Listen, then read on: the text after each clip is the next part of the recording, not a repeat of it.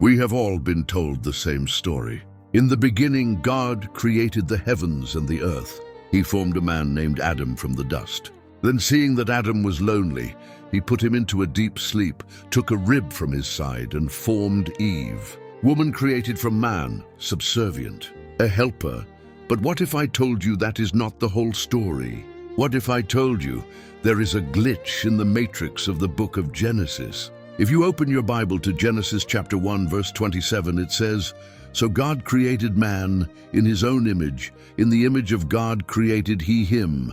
Male and female created he them." Notice the wording. He created them at the same time. But then, you turn the page to Genesis chapter 2, and suddenly Adam is alone. He is naming animals. He is looking for a partner. And then God makes Eve from his rib. Scholars for thousands of years have looked at this contradiction and asked a terrifying question. Who was the female in chapter 1? If Eve was created in chapter 2, then who was the woman created in chapter 1? Ancient Jewish mysticism suggests that Eve was not the first. She was the replacement. The first woman was created just like Adam. From the dust, she was his equal. She was powerful, and her name was Lilith. The story of Lilith is not found in the standard King James Bible. To find her, we have to open the forbidden library of Jewish folklore, specifically a text called the Alphabet of Ben Sira. According to the text, God formed Lilith from the same soil that made Adam. They were twins of the earth. But this equality created immediate conflict. Adam, the first man, wanted to dominate. He demanded that Lilith lie beneath him during intimacy. He wanted to be the master, but Lilith refused. She looked him in the eye and said, "I will not lie below you, for I am your equal. We were both formed from the same dust." Adam would not listen. He tried to force her into submission. He believed that as the male, he had the divine right to rule. But Lilith was not like Eve. She did not have the nature of a helper. She had the nature of a rebel. Realizing that Adam would never respect her and that God would not intervene to save her independence, she did the unthinkable. She uttered the ineffable name of God, the forbidden name that no mortal was allowed to speak, the name that holds the power of creation itself. As the forbidden syllables left her lips, Lilith was transformed. She didn't just walk away, she ascended. The text says she grew wings and flew out of the Garden of Eden. She abandoned paradise. She chose freedom over perfection. She flew to the Red Sea, a place that was, at that time, a home for wild spirits and demons. Meanwhile, back in the garden, Adam was furious. He complained to God, saying, "Master of the universe, the woman you gave me has fled." God, hearing the plea of his first human creation, dispatched 3 powerful angels to hunt her down. Their names were Senvi, Sensvi, and Svenglof. Their orders were clear: find Lilith, bring her back to Adam, and if she refuses, kill her. The angels flew across the earth, tracking the spiritual signature of the rebel woman. They found her by the Red Sea, surrounded by dark spirits. They drew their weapons and delivered the ultimatum: return to Adam, or we will drown you in the sea. Lilith laughed at them. She said, "How can I return to Adam and live like a housewife after I have stayed here and learned the secrets of the deep?" The standoff at the Red Sea is one of the most critical moments in mythology. The angels threatened to kill her. Lilith countered with a terrifying curse. She told them that she had no interest in returning to the garden. She had become something else.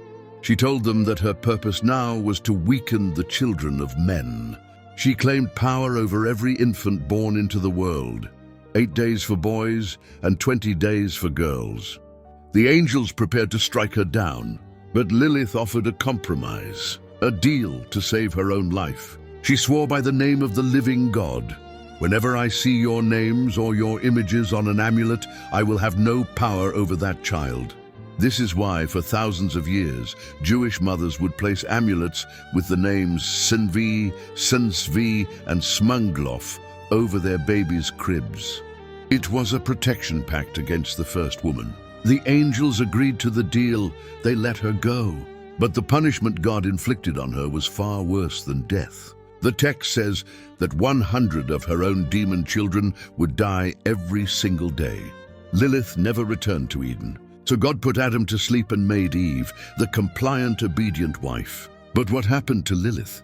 Without a human partner, she turned to the darkness. Mythology says she became the bride of Samael, the figure we often call Satan. Together, they ruled the other side of reality. She became the mother of monsters. In the Middle Ages, she became the embodiment of men's fears. They called her the night hag. They believed she would visit men in their sleep, stealing their seed to create more demon children. If you have ever woken up unable to move, feeling a heavy pressure on your chest, ancient folklore says that is Lilith, sitting on you, feeding on your fear. She became the explanation for everything that went wrong. Sudden infant death syndrome, that was Lilith. Infertility, that was Lilith. Lustful thoughts, that was Lilith. She became the scapegoat for a world that couldn't handle a woman who said no. Skeptics will say this is just a fairy tale. They will say it isn't in the Bible. But is that true? If you open the King James Bible to the book of Isaiah, chapter 34, verse 14, describing the desolation of Edom, it lists the creatures of the night. It says, "The wild beasts of the desert shall also meet with the wild beasts of the island, and the satyr shall cry to his fellow. The screech owl also shall rest there, and find for herself a place of rest." In the original Hebrew text, the word for screech owl is Lilith. Lilith. She is there hiding in the translation. So who was she really? Was she a monster, a demon? Or was she simply the first victim of a history written by men? Was she the first feminist who chose to live in the wilderness with demons rather than be a slave in paradise? The Bible tells us we are all children of Eve, but perhaps deep down, some of us carry the spirit of the other mother. If you want to know more about the dark secrets hidden in the ancient texts, subscribe to the 67th book.